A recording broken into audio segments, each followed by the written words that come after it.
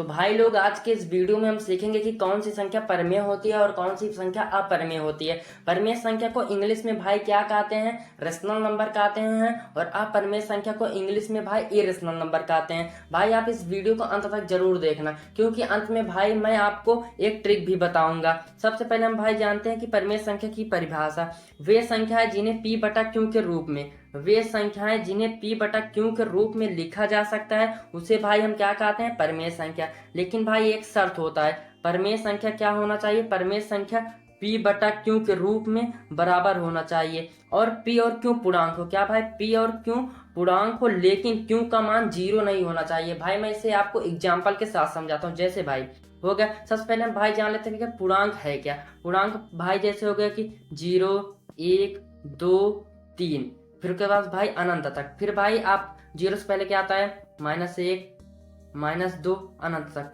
ये सब क्या है भाई? ये सब क्या है भाई? ये सभी पूर्णांक हैं। और भाई अब हम जान लेते हैं, तो एग्जाम्पल के साथ आप समझ लें।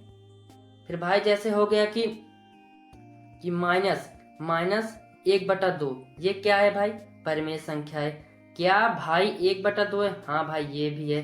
क्या भाई 5/2 है? हाँ भाई ये भी है। ये सब क्या है भाई? परमेय संख्या है। फिर भाई इसमें दूसरा शर्त कह रहा है कि q का मान 0 नहीं होना चाहिए। q का मान मतलब भाई जैसे हो गया कि अंश, ऊपर वाले को क्या कहते हैं भाई? अंश, और नीचे वाले को क्या कहते हैं भाई? हर कहते हैं। इसमें भाई कह रहा है कि q का मान यानी हर का मान क्या नहीं होना चाहिए? 0 नहीं होना चाहिए। जैसे भाई आप देख लीजिए कि 5/0, क्या ये परमेय संख्या है? तो भाई ये परमेय संख्या नहीं है। फिर भाई आप कहेंगे क्या भाई 0/5 परमेय संख्या है? हाँ भाई ये परमेय संख्या है। दूसरी शर्त का मतलब है। अब भाई कुछ लोग पूछेंगे कि क्या 1/10 परमेय संख्या है? इसमें भी तो 0 आ रहा है। लेकिन भाई ये परमेय संख्या है, क्योंकि मैंने बात की है कि q का मान निशान मतलब अकेले 0 नहीं आना चाहिए। किसी संख्या के साथ 0 रहेगा तो वो हो जाएगा। जैसे 1/10 ये परमेय संख्या। लेकिन भाई यदि 1/0 की बात करें, 1/0 तो भाई परमेय संख्या नहीं है। तो अब भाई हम बात कर लेते हैं अपरमेय संख्या की। अपरमेय संख्या किसे कहते हैं? तो भाई वे संख्याएं जिन्हें हम p बटा q के रूप में नहीं लिखा जा सकता है उन्हें हम क्या कहते हैं भाई? अपरमेय संख्याएं। एग्जाम्पल से आप समझो, हम परमेय संख्या में p बटा q के रूप में लिख सकते थे, लेकिन हम अपरमेय संख्या में p बटा q के रूप में नहीं लिख सकते हैं। जैसे भाई एग्जाम्पल हो गया कि √2। √2 क्या है भाई? √2 क्या है? अपरमेय संख्या। क्योंकि अब कुछ मेरे भाई कहेंगे तो मैं तो लिख सकता हूँ p बटा q के, आप लाभ नीचे 1 कर देंगे, तो भाई ये गलत है। क्योंकि क्या भाई √2 एक पूर्णांक है? √2 पूर्णांक नहीं है, क्योंकि मैंने आपको भी बताया पूर्णांक वे होते हैं जैसे कि 1, 2, 3, -1, 2, ये सब और 0, ये सब क्या है भाई? पूर्णांक है। इसलिए ये तो भाई √2 पूर्णांक नहीं है, इसलिए √2 क्या है भाई? एक अपरमेय संख्या है। तो भाई क्या √4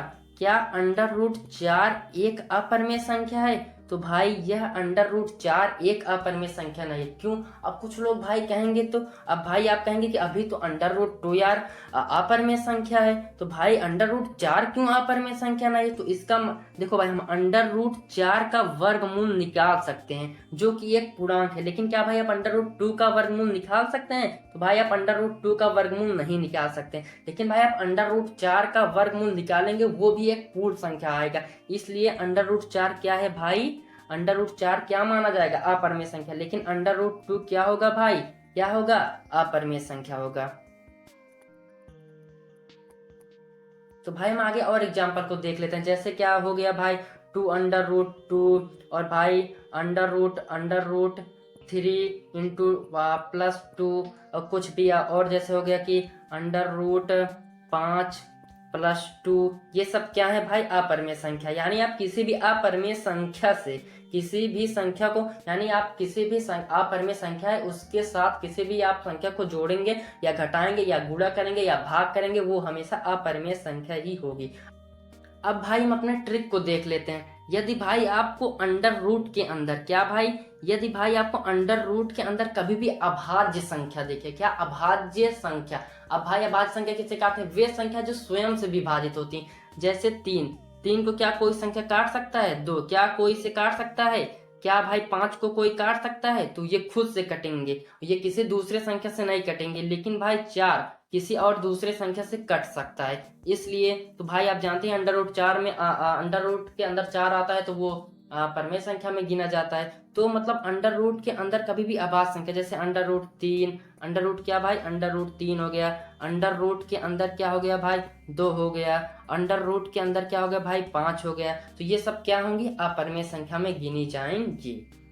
अब भाई हम अपने दूसरे ट्रिक को देख लेते हैं जो कि परिभाषा से रिलेटेड है। जैसे भाई देखो, अपरिमेय संख्या को कि p बटा क्यू के रूप में लिखा जाता है कि परिमेय संख्या को p बटा क्यू के रूप में लिखा जा सकता है, ये भाई बहुत बड़ी कंफ्यूजन रहती है। तो भाई देखो, परिमेय संख्या बड़ा है कि अपरिमेय संख्या? देखो भाई, परिमेय संख्या क्या, परिमेय संख्या, परिमेय और अपरिमेय, परिमेय और अपरिमेय, परिमेय और अपरिमेय, इन दोनों में भाई देखो अब बड़ा क्या है, तो भाई बड़ा अपरिमेय है। देखो भाई इसमें 1 2 3 4 आ रहे हैं और इसमें 1 2 3 4 5 क्या आ रहे हैं, सब जाने अक्षर आ रहे हैं। तो भाई तो देखो, तो भाई इसका अपरिमेय संख्या का भाई तो परिभाषा भी तो बड़ा रहता है। देखो इसमें नहीं आता है और भाई परिमेय संख्या में केवल नहीं आता है, तो भाई परिमेय संख्या का परिभाषा छोटा है। क्या भाई, परिमेय संख्या का परिभाषा छोटा है तो इसमें नहीं का प्रयोग नहीं होता, यानी ये p बटा q के रूप में लिखा जा सकता है। और भाई अपरिमेय संख्या, अपरिमेय संख्या क्या है भाई,